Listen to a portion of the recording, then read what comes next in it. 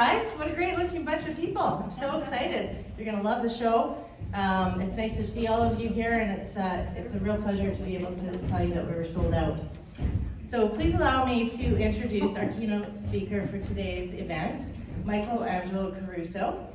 With over 20 years of experience as a professional speaker, he has spoken on 6 continents and 49 of the 50 states, delivering inspiring talks, empowering individuals, businesses to achieve their goals. Secrets of proactive communication will help you succeed in business, your volunteer organizations, and even at home. Imagine if you can finally communicate with your teenager. Secrets of proactive communication will show you Michael's unique blend of humor and experience. He's a combination of your best teacher and favorite comedian. Founder and president of Edison House, an international consulting firm. His books, popular YouTube channel, and highly rated speaker coaching masterclass, Present Like a Pro, are all geared towards your success. The presentation skills Michael teaches gets fast results with clients, some of which include Hallmark, Bank of America, Verizon Wireless, and Nissan. I know you'll all be entertained, inspired to take your communication to the next level. So get ready to level up. And on behalf of the Kamloops West Rotary Club, please join me in welcoming Michael Angelo Caruso.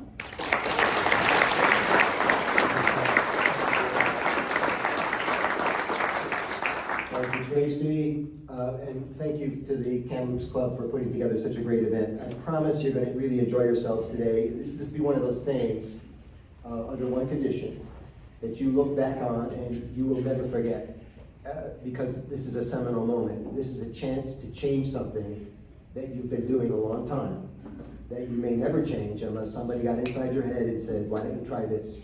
And this could be one of those days. The condition is you have to plug in. You have to be with me. And I can't make you, and there'll be no hard feelings if you choose not to participate, but if you choose to participate, man, this is going to be one of those days for you, I promise. We've done this all over North America. This program has raised, Mario Lane, over $250,000 for Rotary clubs all over the place, and we're very proud of it, so I think you're going to be very happy. Are you glad to be here? Yeah. And Robert's here from the hotel. Such an amazing attention to detail here in the hotel. I noticed this morning, and we don't need to know who you are, someone here has a pepper allergy, and they cooked you a special breakfast. I mean, how cool is that? And the only thing I could think about was, I hope no one here has a seminar allergy. Anyone?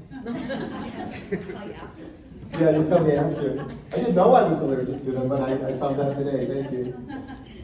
So I said earlier that you have a chance to change something that you've been doing your whole life. I fibbed. It's actually worse than that. It's 2 things you've been doing your whole life. Because the title of the program that you voluntarily signed up for is The Secrets of Proactive Communication. Now, that's an interesting title, don't you think? Because what secret can there be about communication that you don't know since you've been doing it your whole life? You also understand very deeply the concept of being proactive, which means do it now, get in front of it. And yet human nature gets in our way, doesn't it? How many of you have something going on in your life that you probably should be doing something about, but you're putting it off for various reasons? Hands up. Oh, a little over-anxious. But we all have stuff like that. I have stuff like that. It's human nature that we prioritize something else as more important, and it's usually stuff that doesn't matter as much. But we're just getting our head around it, or we're getting ahead of steam, or we're figuring it out, or we don't really want to do it. It's all these things. And today is about putting communication front and center and making it happen. Now, one of the reasons why we are like this is being aggravated by a societal shift away from communication. How many feel me on this? That we're not communicating like we used to communicate. I mean, think about all the extraordinary examples. If you go back far enough in time, when a person came over your house, you were so happy to have company, you ran to the door to see who it might be, invited them in, fed them, gave them something to drink. You made an afternoon of it now. And as my favorite comedian, Sebastian Maniscalco, says, now when somebody comes over the house, you hide. We all do, like, I don't want to answer the door, I'm not ready to answer the door, or it's probably somebody, a salesperson I don't want to talk to, and we try to, look out and see if it's somebody we want to give attention to. It's worse than that. An entire generation of people has stopped using the telephone. Some of you are in the room today. And yet the telephone, man, it's a secret weapon now. If you can get to talk to somebody, how many of you are in sales, persuasion of any kind? I know many of you are in business development. You're looking for a better type of clientele. And the best way to get them is not by sending them to your website. It is not. You spend thousands of dollars on your website, but you won't pick up a free phone call. It's interesting.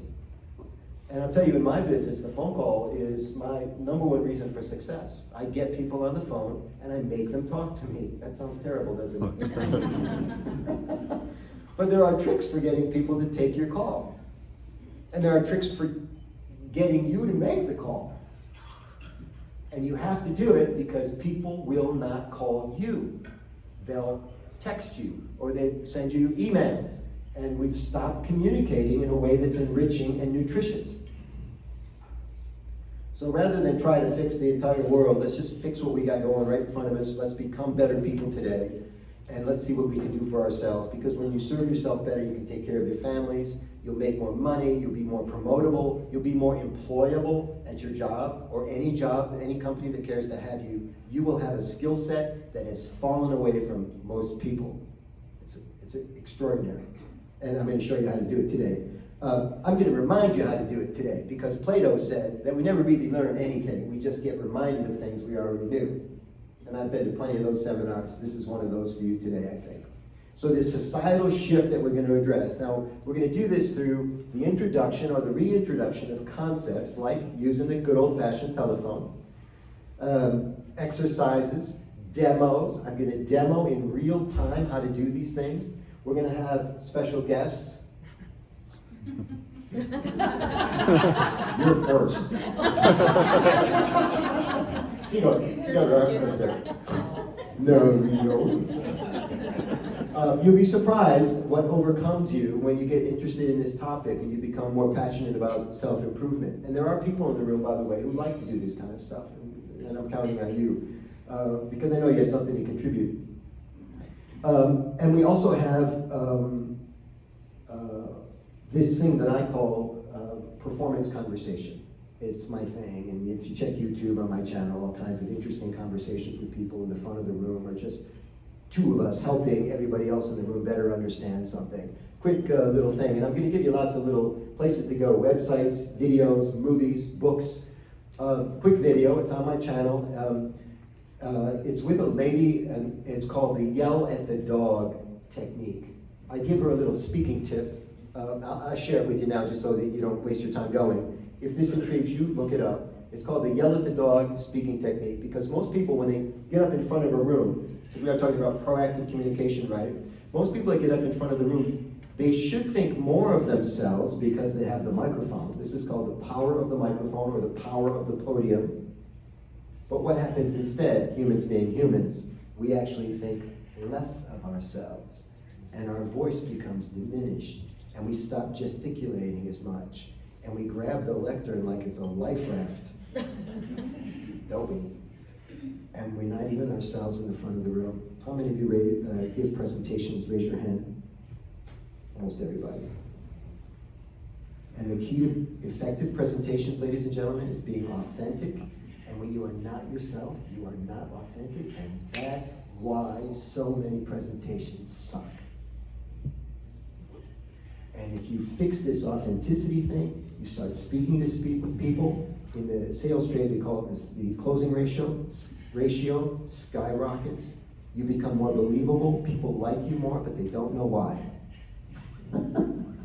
It's lovely. It's great. And Yell at the Dog. It's on. And Yell at the Dog, and probably my full name will get you on YouTube. Okay. So let's start with a very simple thing that all of us do, and it's called the reach out.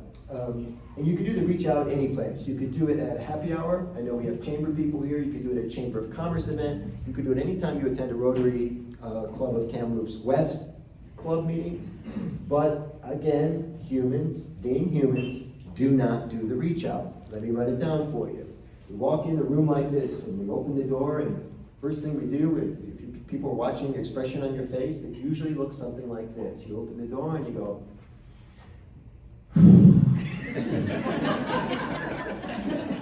because what's going through your mind when you walk into a room where you don't know anybody? Anybody? What are you thinking? Now what? I don't know anybody, right? And you start looking around. Who are you looking for? Friends, somebody you do know, because you wouldn't want to meet anybody new at a networking event, right? This is the weird thing, that the water that we swim in. And so, and then you might, you're looking at your watch, and you've got this thing that behavioral psychologists call a resting face, right? Or a neutral expression. It's the same expression you'll have in your casket.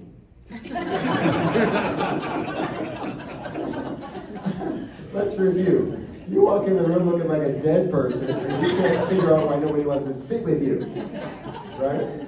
So what's a better way to walk into the room? And this is an essential proactive communication. You walk in the room with a smile on your face, but this is a mind game because there's nothing funny about this moment.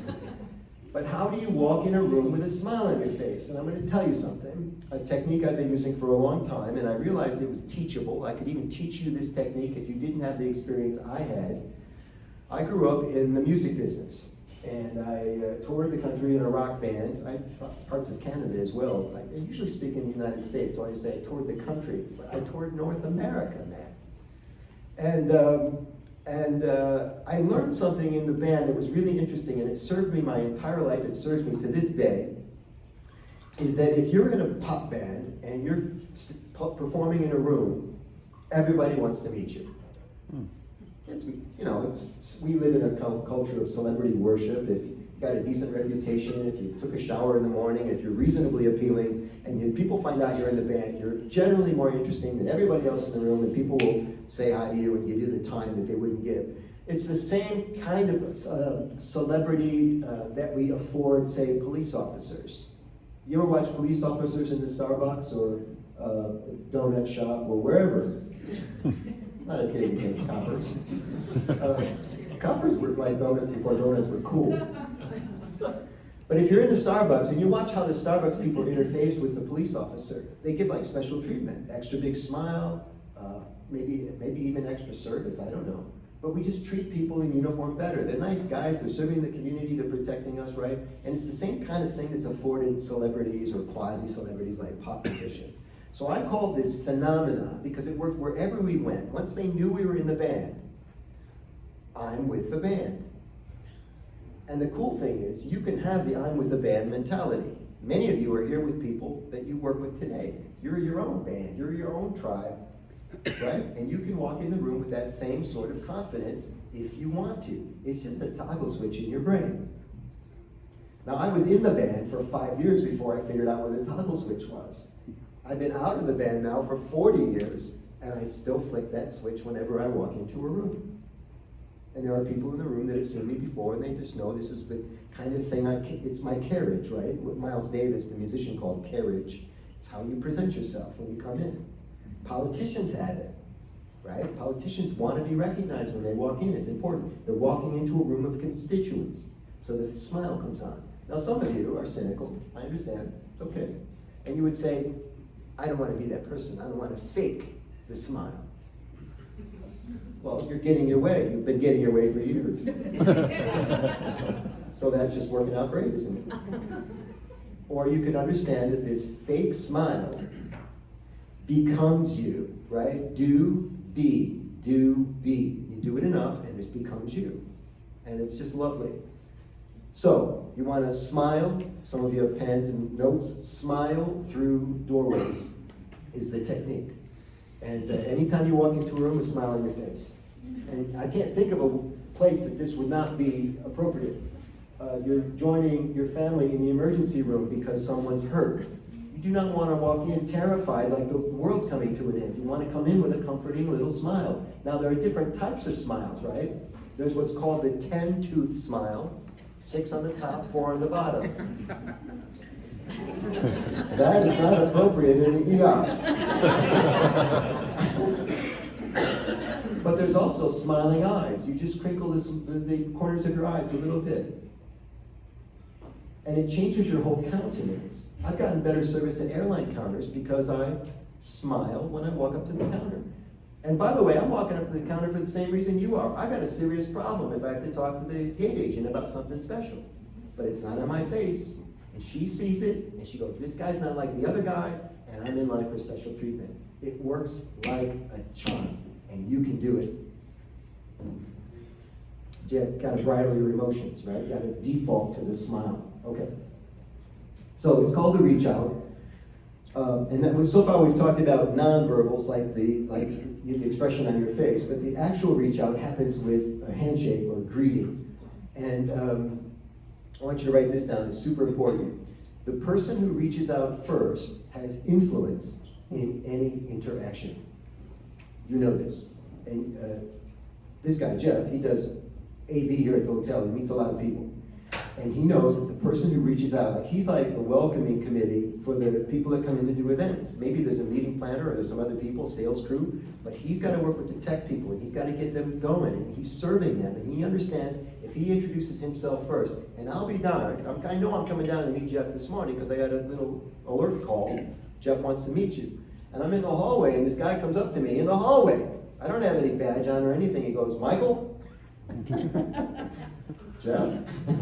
It's Jeff in the hallway. So I know that's his routine. I know it's good. And I saw him nodding his head just now when we started to talk about this. So I know he's got it already. Do you have it? Do you reach out to people as a default or as a reaction? As a proactive default? How many of you have met more than 5 people this morning? Hands up. Put them up high, man. Be proud. Excellent. How many of you have met more than 10 people this morning? Few. And you know, if you're in Rotary, how many Rotarians in the room? Hands up. Okay, so if you're in Rotary, you might know a lot of these people, but they don't count because you didn't meet them this morning. Rotarians don't count. Write that down. Raise your hand if I met you this morning. Not shook your hand, but visited with you and talked with you. Now, some of you say, well, that's tricky what he just did. Did you see that? He just spent some time going around the table so he could look good when he did this thing. And that is part of the reason I did it. But I will tell you, I do this at a lot of the events I go to. I do this even at events I'm not speaking at. I do it at every Rotary Club meeting. I'm a Rotarian back home in Detroit. And I greet all the guests. I physically greet all the guests, and I shake their hand, and I welcome them. Like I'm the welcoming committee. The president of the club's not doing it. You know why? He's working on his PowerPoint. Oops. And I do this for a few reasons. I know, and these could be your reasons too. Let's make a little short list of bullet points here, a punch list of reasons why you might change who you are right now as a person and start saying hello to more people. Number 1, how many of you think that people are your most valuable resource? It's not a stretch that you could get there if I talked with you long enough. Yeah, people are important. So that's the number 1 reason. The person you're about to meet is important. And they could be significantly important to you. Because maybe 50% of this room is on their way to another job eventually. And if you're living in Kamloops, you could be in the room with that person that helps you get that next job. Some of you, I won't ask you to raise your hands now, are looking for work right now. And you're still not reaching out. And that's a mistake. The number 1 mistake people make when they're changing jobs, they don't tell people they're looking for work. Because they think it's going to happen. And you got to put it out there. There's an old kind of this mystical thing that they put the energy out there. Well, it also helps to talk about it, to people. When they say, how you doing? And instead of giving lame answers like, oh, pretty good, pretty good for a Thursday, or, the things that we say, they don't mean anything. Can't complain, wouldn't do any good if it did, And instead say, well, I'm great, except I'm looking for work. I mean, just put it on the table. Just see what happens. See what they say. You just never know. People are your greatest resource. It's important. The other reason we don't do this is, let's be honest with each other, is a confidence problem, a confidence deficiency perhaps, you know? And all of us do this self-talk like, yeah, I can talk to anybody. We hear this all the time, I can talk to anybody, you know? And I've heard people say, I can talk to anybody. They couldn't sell a scarf to Steven Tyler. They think they could, but they can't open it. I do a lot of sales training, and all salespeople are fascinated. They're infatuated with something called closing, ABC, always be closing. But if you're no good at opening, you ain't never gonna learn to close. If you have call reluctance, you got a problem, man. I don't care how many sales closes you know. I teach 22. I don't care how many of them you know. If you can't open, you can't knock on the door, if you can't tap somebody on the shoulder and say, excuse me, may I ask you a question, without feeling like you're putting yourself out there. It used to just be saying hello. Now we're putting ourselves out there. It's so dramatic. Just saying hello. I had 2 instances of this just since I've been to town here in Kamloops. I love hanging in there for just another second. That's what I call it, just hanging in there. So yesterday, I had that really super early flight out of Detroit. It was 6 a.m. and I get up early for that, and it resulting in a power nap in the afternoon. And I'd gotten up from the nap, and I'm a little fuzzy, and the time changed. But I knew I had to get up because you got to get back on your schedule, right? You don't want to sleep all afternoon, and then you can't go to bed at night. So I got up, got dressed, I'm outside, walking the downtown area, beautiful city, and I was out of the hotel like for only like 100 yards, and these 3 people stopped me, and the guy said, "Are you from around here?" That was like his opening question. Why is that funny? I don't know why you could tell. I hear that a lot though. You ain't from around here, are you? But it wasn't like that. He said, "Are you from around here?" 2 ladies and a guy, older people. Not suspicious, nothing dangerous, anything like that. And I said, and I'm fuzzy. And I was so fuzzy, at first it was a stumper. Oh, no, I'm not from here. And he goes, oh, okay. And he was going to dismiss me. But I'm going to hang in there another second, right? Just for practice. That's all I do, just for practice. And amazing things happen when you hang in there. And I go, no, I'm not from around here, but lucky you, I'm the only person in the city that's been here less time than you. Because apparently they had just gotten to town too. And I said, and he starts chuckling. He said, oh, I guess he thought maybe it was a clever or an interesting comeback, whatever. And then he goes, I said, what are you looking for? Now what a dumbass question for me. I don't know where anything is, and I just offer to help him. You see the ludicrous premise here that I'm going to hang in there on a topic I have no business hanging in on. And he goes, well, we're just looking for a nice restaurant. And I had an answer for him. Because I'm staying at the Sandman Hotel, and there's 2 really nice restaurants in the friggin' hotel. And I said, well, if you just cross the street here and you go down the block and you turn to the left, there's 2 restaurants in the Sandman Hotel. They look terrific. I didn't eat there, but they look terrific. And all 3 of them brighten like this because their problem's solved. They had nothing. Now they have 2 suggestions. And I sent them on their way. Isn't that great? I'm in the gym this morning, and a gentleman, I'm the first one there, and a gentleman comes in, and he did the very same thing. I was laughing about this because he did the very same thing I said people do when they walk into rooms, but it was the gym, so you kind of let him some slack.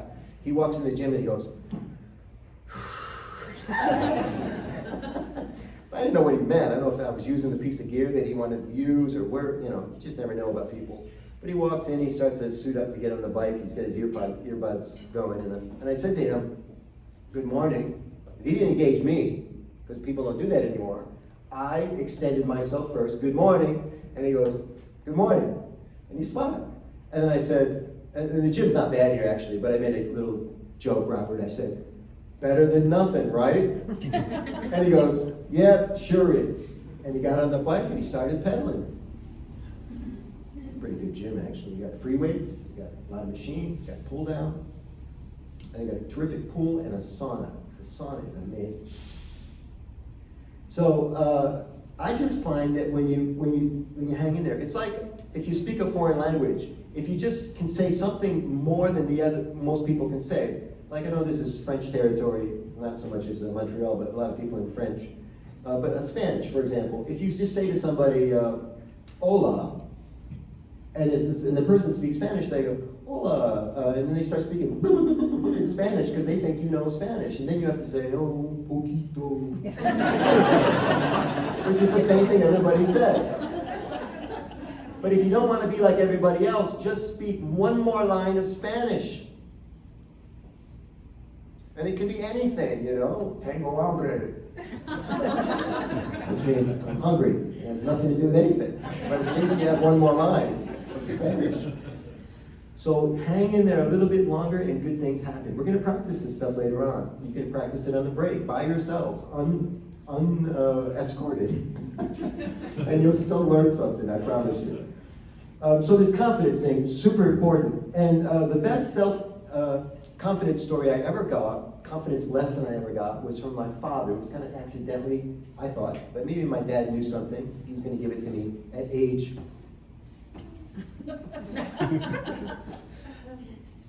There's a man unreeling his hose outside. Shan't take long. I have to announce it because this stuff shows up on the video, and then the people who watch it on YouTube go, it sounds like a man unfurling his hose. So I'm 6 years old, and my father approaches me, and he says to me, Michael, I have a question for you. And I said, yes, Daddy, I'm 6. And he goes, who's the most important person in the whole world? And I'm 6.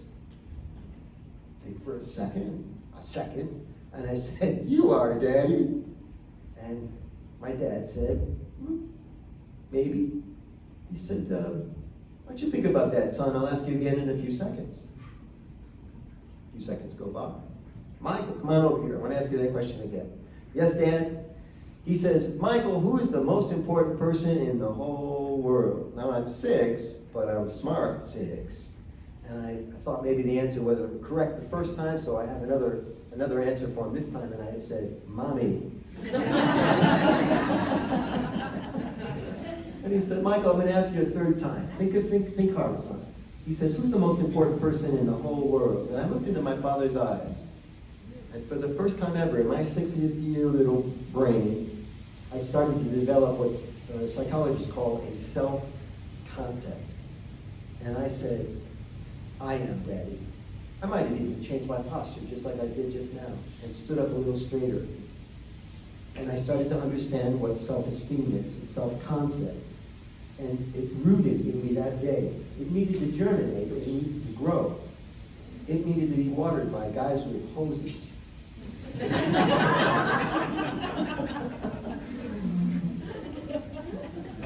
And do you know the Mark Twain Award? I don't know if it's an American award or a national. Yeah, because Mark Twain was an American hero.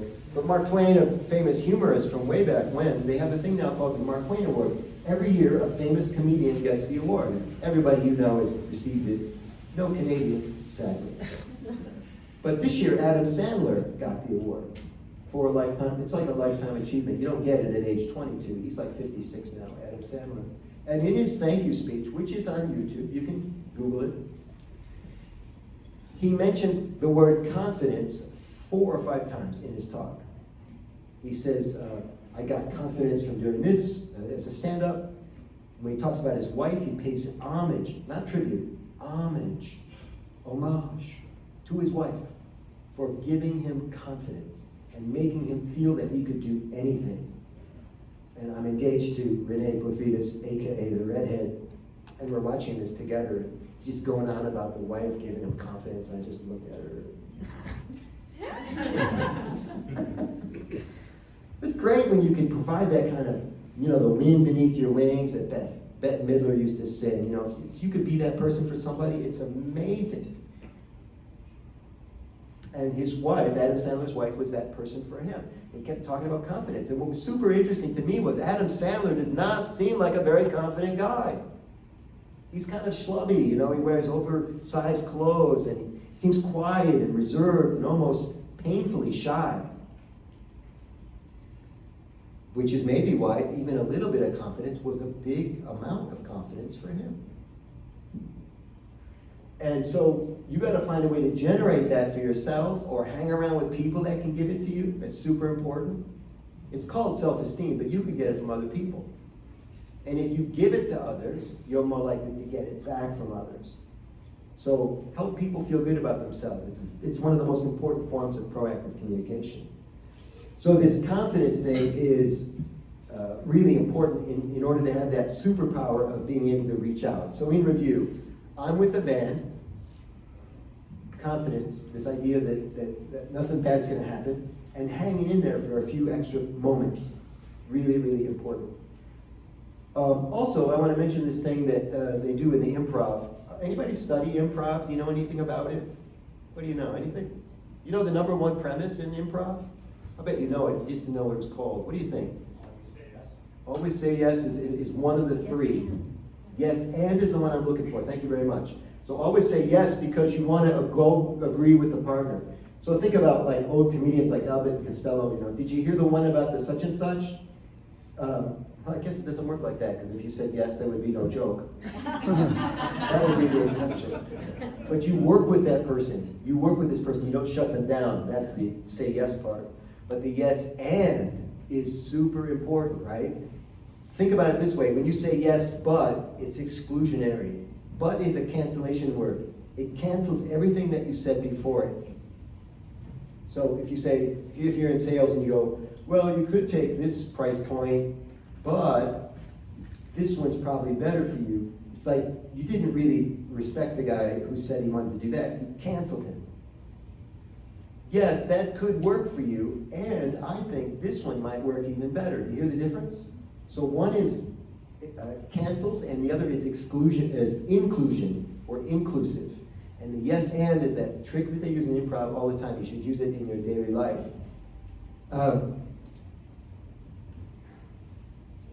I think too that when you go to events like this, there are little goals that you can have that set you up for success. So I have these internal goals. I had one today when I walked in, which was to but connect with everybody in the room. And it wasn't hard. Tracy, how many tables in the room? We have numbers on them. 50. Yeah, so 50 tables. I just have to get to 50 tables. If I spent 1 minute, 50 tables? 15. Oh, 15, yeah. If I spent, I was just doing the math. If I spent 1 minute at each table, which was about right, it would only take me 15 minutes to meet everybody in the room. That's a pretty good investment for a guy who's, in a minute, is going to need all their attention. I mean, when is the last time you went to an event and the speaker stopped at every table to say hello and thank you for coming before the event started? I know it's unusual because I've been doing it for 25 years and I talk to my speaker buddies. No, I don't do that shit. They don't. They can't be troubled with their greatest resource. So I have goals. So I'm going to visit all 15 tables. Here are goals that you could have. You could say, you could do this. We're going to take a break today. It's going to give you a chance to practice, right? And afterward, there'll be a little afterglow thing. We hang out, we talk. Love to meet and talk with you more. If I can help you more, let's talk about that after the program. But when you walk into the room, you have these goals. Like I'm going to talk to at least 3 people for 5 minutes total. That's an interesting goal. It's a 15-minute commitment, and you can have an in-depth conversation with 3 individuals, and it's on your head when you go in. It's on your mind. Another one is I'm going to collect 20 business cards. Interesting. But to collect a business card, you have to talk to somebody. And you're going to give out 20 business cards because that's the dance, right? The business card dance. So you go, so the cards are in this pocket, left pocket. You shake hands with your right hand. Say, nice to meet you. My name's Michael Caruso. And you, in your pocket, and you hand the card. And then this is the cool part here, is I hand him the card, and I hand my hand out like this, I keep it out. Because I want something back from you. This is the law of reciprocity. If I give you something, you would feel slightly obligated to return the favor, if you can. So I hold it in my hand. And what am I waiting for? Their business card. Because I want to keep that card. I'm a people person. I don't want this to be one and done. You're my most valuable resource. I'm never going to take advantage of you, but I need access to you, and the only way I have access is if I have your contact information. I don't have access to you because you have mine. If you ever go to BNI or some of these, anybody in BNI? It's not just BNI, but some of the networking things. If you just give your card out all the time, you can't contact anybody that you met. I was at a conference not long ago. We got some tech people in the room. Jeff, you'll appreciate this. So the guy goes, I give him my card, say, and then I let my hands out, and he says, I have a digital business card. And I'm like, damn it. Now here's how digital business cards work. It's very proactive, because he's found a clever way to get into my phone, right? You know how they work? Yeah. So he's gonna let me electronically get, you don't need to know the details, it's coming soon enough. He's gonna electronically get into my phone. So mission accomplished, I technically have his contact information. But if I'm at an event with 400 people and I'm meeting 200 of them, when I get back, I can't even remember the dude's name, and now he's in my phone. How am I ever gonna be able to call him? Has anyone thought this through? So this is my system. I get the card from you, and if we have something that's interesting, you say you want me to do something for you. You give me a book I need to read. I write it right on the card, and it's there. It's old school, Flintstones, right? You know, it's funny as we get older, fewer and fewer people are laughing at that Flintstones. Like I told you, I toured the country in a band, and we opened for acts like Rick Springfield and Corey Hart and Joan Jett. And I used to mention those names all the time, but as people age, and the young people, they don't even know who these people are. I met somebody one time, and I mentioned Paul McCartney, and she said, "Who?" And I said, "Well, he was in a band called the Beatles," and she said, "Who was that?" That was a long day.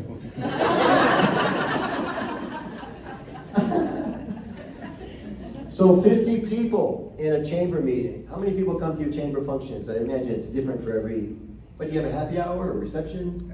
Networking socials every month. Yeah, how many people on average? 150. 150. So if you go to a meeting, there's 150 people there.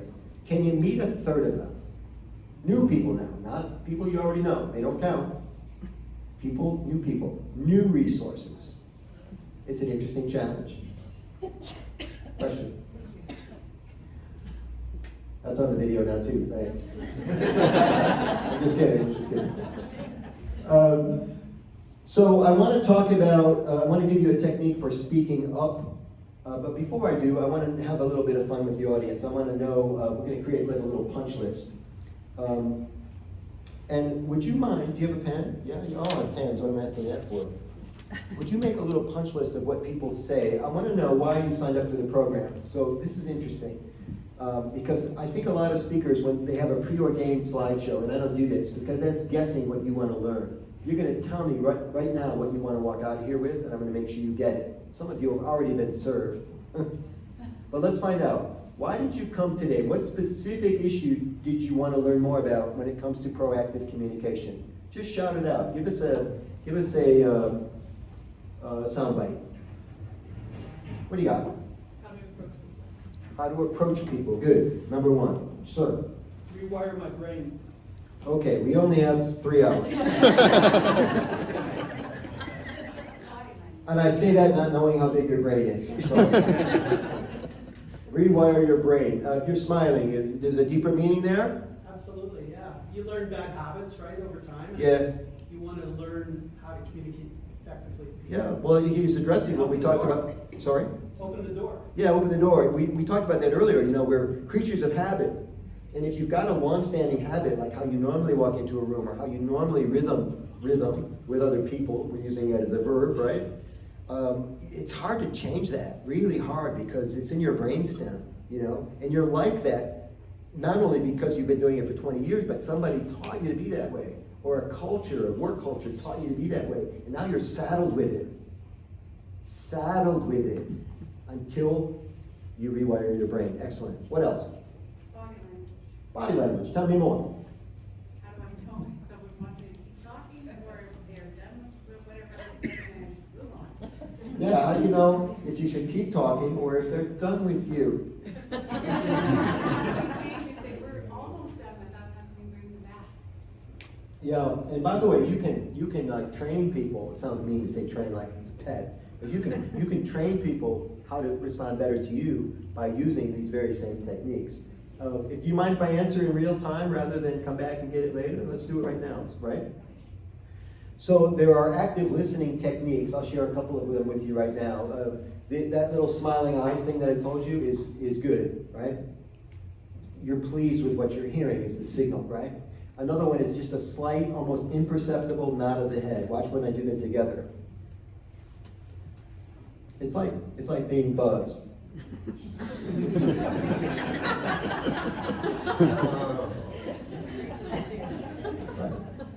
Very, people love that. Another one is, some of you are doing it right now. Don't move. He's doing it in the back. Thank you, sir, with the sweater. Back here with the glasses on your head. This is called the thinker pose. Back here. Very, very telling when somebody does this. Are you listening to me right now, sir? Are you listening to me right now? Yeah. People don't just do this. Now, if they're nodding off, that's a different story. But I can tell he's into this. I can tell who's listening to me. Raise your hand if you have a pen in your hand right now. Bravo. Why do you have a pen in your hand? Because you're writing stuff down. Why are you writing stuff down? Because it's good. It's good content. So these are signals for me to keep talking. Right? And it's not quite that clean, like I just keep talking until everybody puts their pen down. That's not how this works. But I'm watching. And I'm watching to see when you pick your pens up, and I'm watching to see when you put them down. And I'm watching to see when you look at your watch. And I'm watching to see when the first person gets up to use the restroom. So far, so good. Because all of these are tells. In the sales trade, we call them tells. Right? And my antenna is up. I teach a technique when it's presentation training, this present like a pro thing. Let's try the first slide. I think this is it. Okay, so these are free tips on how to be a better speaker. Like, I think everything's a presentation, but if you do formal presentations, this is for you. Hopefully the sunlight's not going to interfere with the QR, but it's on Facebook, everybody. Present like a pro. And it's free tips.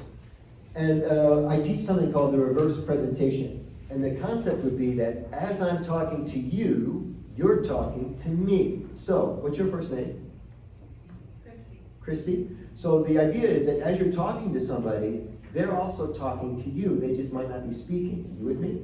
And what are they saying? I'm done with you now. Keep talking. That's interesting. See? Let's go back to the thinker pose for just a second. I know some of you are QRing. Keep doing that if that's what you want to do. I want you to practice the thinker pose with me, right? It's very cool. So all you do is you move one of your hands to the lower part of your face, and you say something like, that's interesting. Let's try it together. Ready? Go. That's interesting. That's interesting. And you know, you can think, well, that's the silliest thing I've ever heard. That doesn't work. But you do that with people and they think you're the best listener ever. Like you're dedicated to them. Wonderful. So it's called the thinker pose. It's named after the statue, Rodin, the thinker. Right? So it works like a charm. But you have to remember to do it. And you can't do it if you're texting. Texting is a sign they're done with you.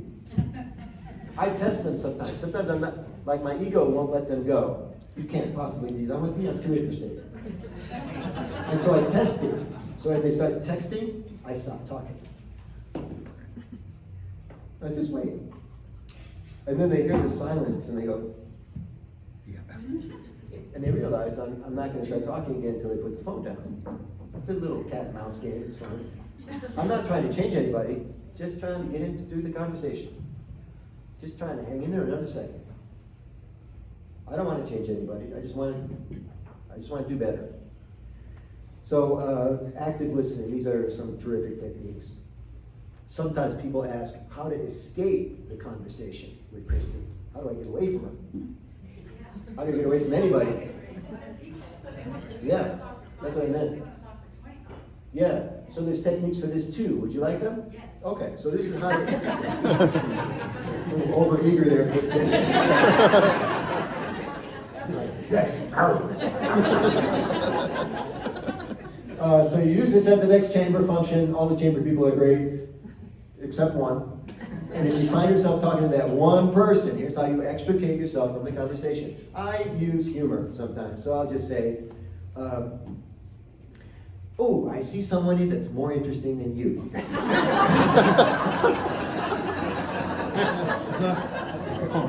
No, I don't. Humor, it's just fun. But I always say, excuse me, right? First thing, you always say, excuse me. Excuse me, I'm going to get another drink from the bar. Now, I've done this with a full drink in my hand. They see it's a full drink. But I still get to walk away, right? So, excuse me, I want to say hi to somebody. I like this one. I want to say hi to some more people before it gets too late in the evening. Or before Rotary, before they ring the bell, before they start the program. And nobody ever says, no, you must stay and talk to me. You know? It's totally, they're thinking the same thing. Why won't this person let me go? You know, so when you say it, they're like, oh, praise the Lord, we both get to move on. You know, because I came here to meet 50 people tonight. So just that, excuse me, I see somebody I know, and I always say, can we catch up later? I think I said it to Mario Lane, and I really meant it. I said, finish eating, I'll come back. Didn't I? But I haven't come back yet.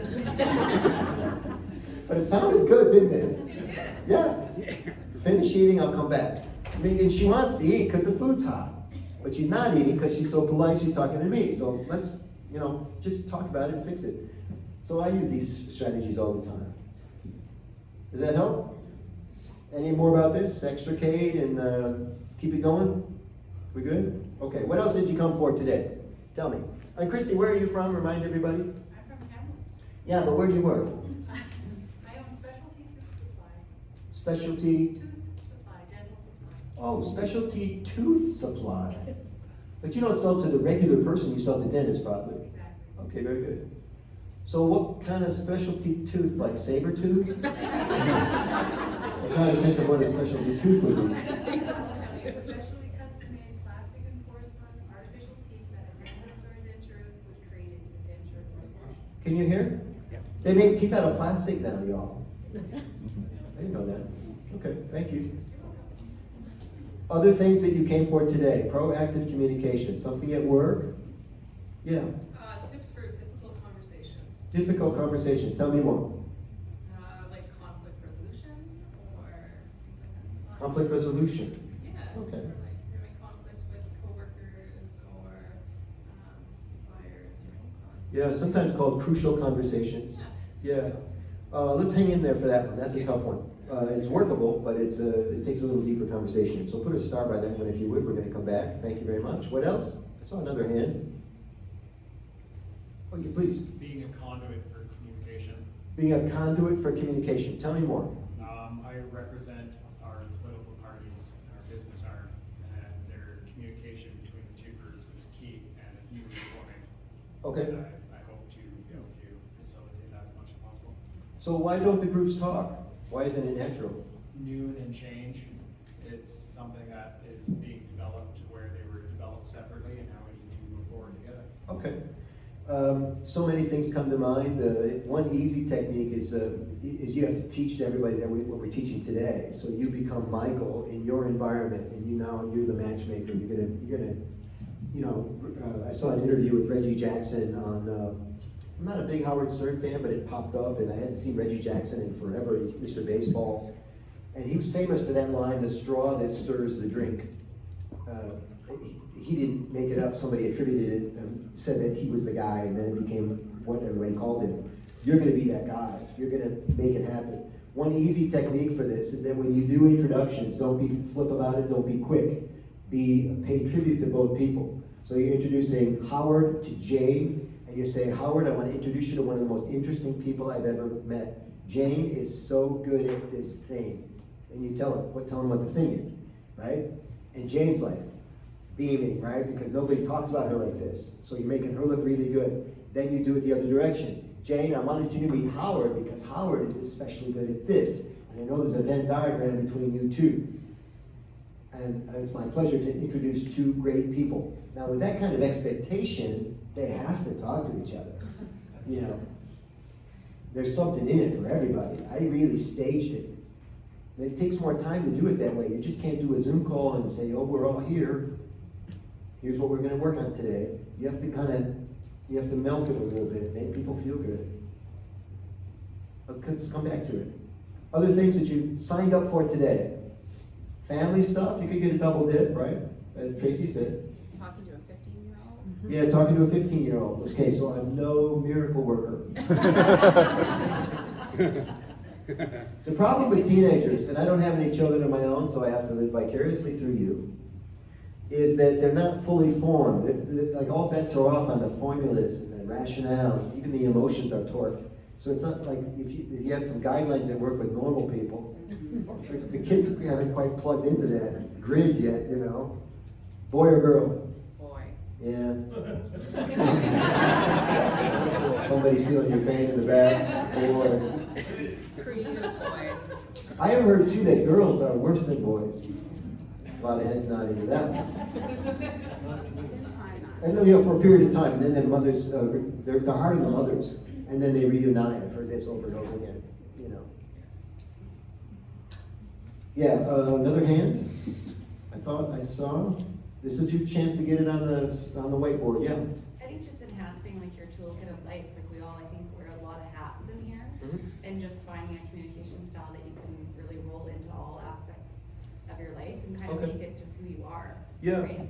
All In right. any room that you walk into, whether it's you're walking into your child's room in the morning, having that little extra glow versus a group of 150 people.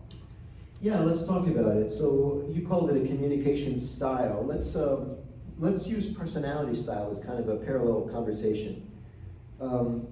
Because there are lots of textbooks on communication styles and stuff. They're drier than hell. They're really hard to get through. Let's talk about something practical that you can apply, you can plug in right now. What's your first name? Krista. Krista? Yeah. Meet Christy. Christy, Krista. Where do you work? So I sell real estate for EXP Realty in Kamloops, and I'm also a critical care nurse at a hospital as well. Oh, wow. Cool. You have 2 jobs like that? Wow. So this thing about personality styles is fascinating. Now, I'll tell you the thing in a little side story. There's Myers-Briggs and all these different ones, right? One of them teaches you 16 styles, another one teaches you 32, another one grades it out at 64, right? I teach one that has 4 styles, because if you could just recognize 1 of 4 styles in somebody, you're golden. And I learned this from Dr. Tony Alessandra. You can Google him, 2 S's, Alessandra. And here's the side story. I have a gig in San Diego. I have a tough life as a speaker. I'm going to San Diego in May. I'm going to Bermuda in May. Yeah, I know, poor me. But I know Tony Alessandra lives in San Diego. And Alessandra was one of the greats with Zig Ziglar and Tom Hopkins and Roger Dawson on Negotiation. He's like the GOAT. And proactive communication. I had been to one of his programs, but not since I was 28 or 30 years old. And I went to his website. And I went to this thing that dropped down that says contact me. And there's a phone number and an email.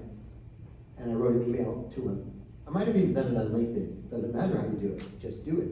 And the message said, "Dear Doctor," not overly familiar, not, "Hey Tone," "Dear Dr. Alessandra, you helped me become the speaker I am today. I've been a fan of yours for decades. I'm coming to speak in San Diego. May I take you to coffee?" That's all it said. The email came back, I think it was, I have his email address now, so somehow this worked out. But the message came back in like 10 minutes. Sure. And I'm gonna meet my not childhood, but longtime hero. Now, he's probably retired now, he's got nothing else to do, but forget about that part. He wants to meet me, little respect, but it was the reach out. He was never gonna call me for coffee. You understand the difference? That's the thing. So communication style. Now let's go back to the 4 things that I learned from Tony Alessandra. It's called the platinum rule. Platinum, not the golden rule. I'll come back to that in a second. So, create a little grid in your notes, right? It's a horizontal line and a vertical line, 4 quadrants. Do it right now. And don't sit this out, because you're going to love it, and you're going to get lost if you don't keep up with me. 4 quadrants, left to right. On the left,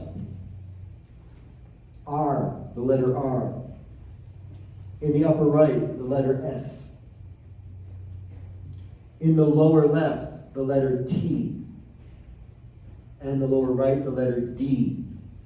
Now I'll tell you what they stand for. R in the upper left, relator. S in the upper right, socializer. T in the lower left, thinker. You probably thought it meant Tracy. Of course. Thinker. And the lower right is director.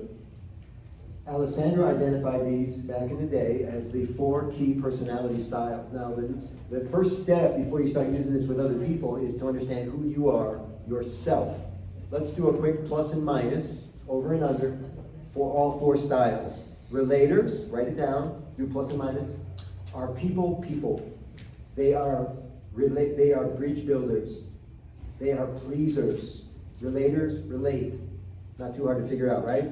What's the downside to relators? Can anybody guess? They hate conflict. They're conflict averse. They do anything to avoid it. That's a downside, because conflict is waiting for all of us. In the upper right, we have the socializer, plus and minus. Socializers love to have fun. Again, very predictable. The downside, they're joking all the time. It's hard to take them seriously. Sometimes they lack credibility. It's not fair necessarily, but that's how it is. Lower left is what? A thinker. Good news about thinkers, they make the best decisions of anybody on your team. High threshold for analytical processing. Can't get enough information. Downside, they decide slowly. You know, you're at TGIF Fridays. Do you have that?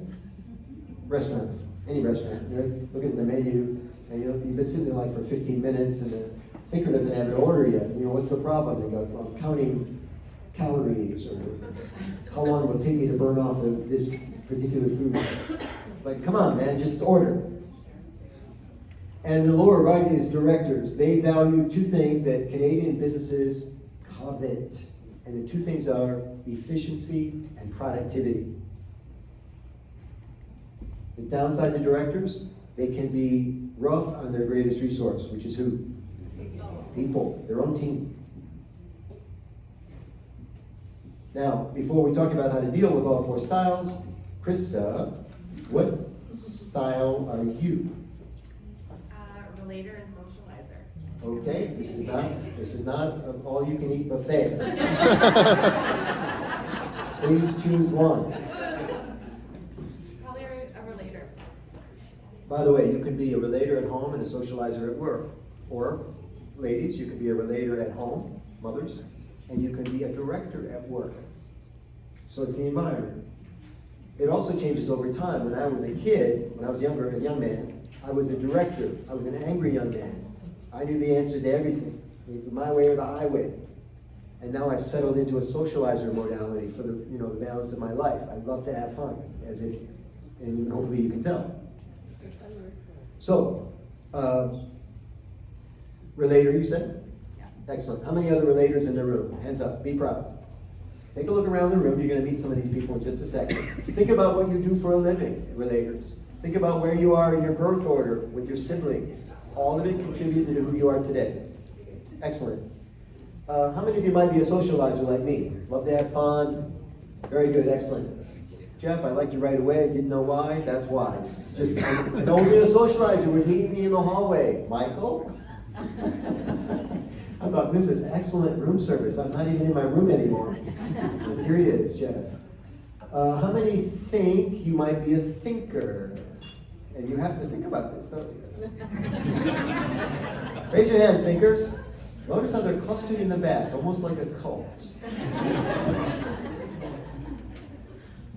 And finally, directors, be proud. Yeah, look at this. All the directors are on damn straight.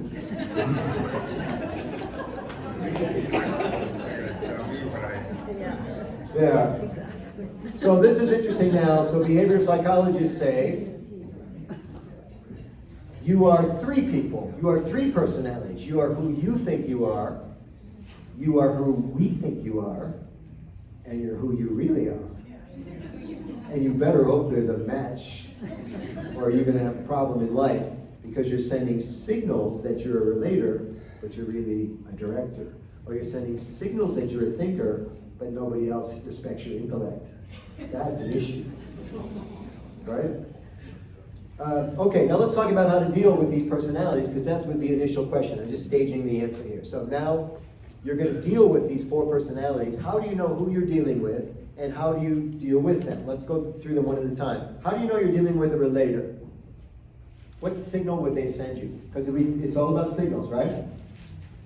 How do you know? What do you think? They agree with a lot of things you say. Yeah, they're very agreeable. They think you come across. They want to make you happy. My favorite tell now, it didn't used to be true 10 years ago, these are the people that say yeah and no in the same sentence. So you'll say to them, do you like movies? And they go, yeah, no, Would you like to go out for coffee later? Yeah, no, maybe you could go out for... It's a very common thing now. Because they don't want to displease you, so they give you both answers. That's crazy. But that's how you know you're talking to a people person. How do you know if you're talking to a socializer? They'll tell you. They'll tell you something. Well, that's for sure about all of them. They'll tell you somehow. But the socializers might say, I like to have fun, like I just did. I like to have fun. Thinkers don't say, I like to think. They just think about telling you, I like to think, never actually tell you. So it is interesting, they'll tell you in different ways, like socializers, hands up again, let's have some fun. Hands up, let's see. Better yet, socializers, stand up. Let's have a look at you. Okay. Terrible data set here, because I'm thinking about socializers having lots of color, wearing pastels and black. Black is a color, thank you. But you got the hoop earrings, you're rocking the hoop earrings. All right, sit down, I got nothing. But a lot of times you see like the designer iframes, or what kind of car do you drive, sir? A Honda Ridgeline. What do you have? Oh, you got the glasses. There you go. Thank you. And you're now my new BFF. Also, the laughter comes easier from socializers. They're just more. What's that word? Expressive, huh? Yeah. How do you know you're talking to a thinker? Yeah, they don't say much. They're kind of just observing. Or the eye. Yeah, sometimes. What do you think? Forehead looks like a cornfield. I'm sorry, was that mean? Your forehead looks like a cornfield. I know, I just planted it. Thinkers are interesting because they have this unique skill. They're very intellectual. They're processing at a much higher level than most of us. But because they're so advanced in that way, that we lose them in the regular conversation. Like you may think they're not even with you, but they're way past you. They're not only with you, they're past you already. I love thinkers, but they can be challenging. By the way, who is your mortal enemy on the chart? Who is your kryptonite? The director. He says the director, and then he taps one on the shoulder.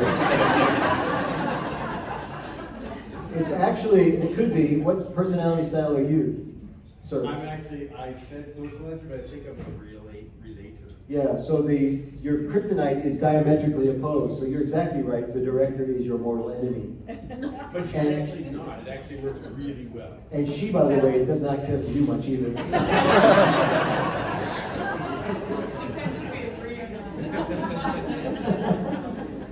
And the reason is, think about it, thinkers have no use for socializers.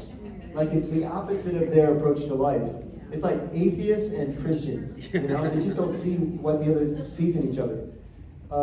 Because socializers, girls just want to have fun, right? Cyndi Lauper And the thinkers are down here listening to Rush. I didn't mean anything by the Canadian reference. Rush. And it works the other way with, let's see, it would be relators, or with the directors we did. Yeah. So how do you deal with these folks? Okay, we're going to get you to a break here in a second. Why?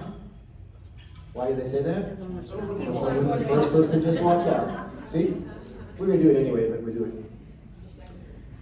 So, if you're trying to interface with a relator, you're going to have a 1-hour meeting. What should you talk about for the first 40 minutes if you're smart? People. People. Personal What stuff. kind of people? That's correct. Talk about What's that. important to the relator? Build a relationship. Friends and family. Relator wants to talk about friends and family. Now, you take a cue because you're in their office. What's on the credenza? Nothing but photos of the kids, the grandkids, the dog, right? All that stuff. And you ask, oh, what a cute dog. What's the dog's name? You don't care, but you ask, understand? And they're going to talk about that dog for 5 minutes. But if you hang in there for 40 minutes, that relator will do anything you ask them to do. Because you care about them.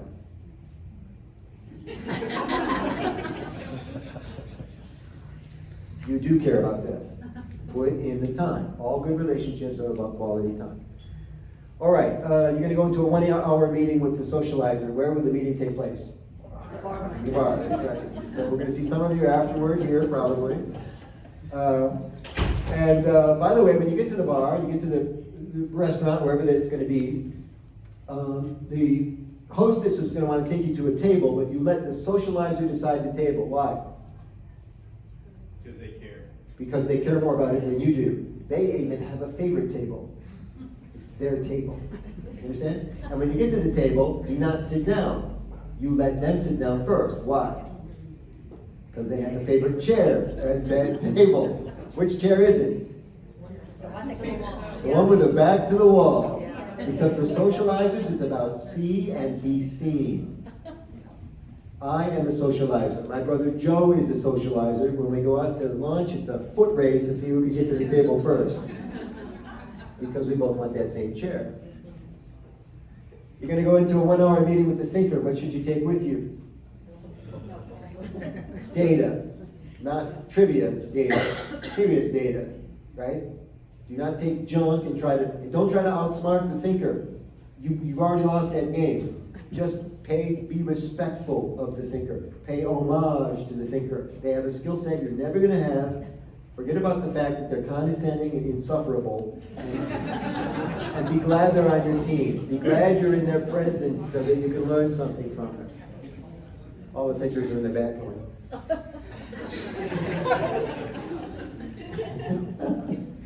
Here's my favorite. You're going to go into the room meeting with the director. How long will that meeting last? 10 seconds. Not an hour. That hour meeting will only take 6 minutes. You know why? Because the director loves efficiency and productivity. They can do an hour meeting in only 6 minutes. And where will that meeting take place? Their office. Could be their office, but it could also be the parking lot, the bathroom, the hallway, wherever they want to do it. They'll just hit you up. Call you on Sunday morning, they don't care, they're directors, right? You're like, it's Sunday morning, I know, I wanted to know the answer. And you'll honor them. If you see the director in the parking lot on the way in, they'll never say, how was your weekend? They say, do you have the project done? You have a 9 o'clock meeting, are you ready? And it's not that they don't care if you had a good weekend. They just care more about the project. You see? And so you're just being who they are. And that's how you interface with all 4 personalities. Now here's where the golden rule and the platinum rule come in. Alessandra named it the platinum rule because he didn't think the golden rule works, which is fascinating because it's another one of those old things that you've been living with for all your life. The golden rule is, in school and in church, probably heard various versions of it, but it's do unto others as you would have them do unto you. Now let's think about this. If you're a relator, and the person you're talking to is clearly a director, the golden rule says, treat the director like a relator. Does that make any sense to you at all? No. And by the way, when you do this, the director's like, I don't understand, he doesn't seem to get me. Keep telling him I'm a director. Keeps treating me like a relator, I don't know what the problem is. It's because you're following the golden rule. The platinum rule from Tony Alessandra, love it, write it down. Do unto others as they want to be done unto. Wow. Wow. In other words, treat other people the way they want to be treated. And my gosh, they respond to you. Now, the problem is, it's a little humbling, it's a little subservient. The word service, many of you in service, is to subjugate yourself to the other person. I'm at your service. When I have clients, I do what they want to do. They have to be part of my program, but I do what they want to do to the best of my ability. Because I'm serving them. You don't want to meet on Tuesday? No problem. You want to cut this meeting short? No problem. You want to talk about this instead of this? I'm good. And I subjugate. Subjugate has a negative connotation. 500,000 words in the language. Each one has a connotation and a denotation. The denotation is the dictionary definition. The connotation is what everybody thinks it means. And subservient is not pleasant. You know, subjugating yourself to somebody else. Woo. But if it's just gamesmanship, what do you care? If you're going to get what you want, it's better for the team. I mean, there are people in the room who say, nope, not doing it. And it's a choice you have. But I just like to use I got a toolbox, might as well use all the tools, right? And now you can't say you don't know. And this is how people get through life with a minimum amount of drag. You ready for a break? Let's take a quick break, and when we come back, the best part of the day, the afternoon, the second half is just great. Thank you so much for being here. We'll see you in just 10 minutes, 12 minutes, whatever it takes to get back, okay? Thank you.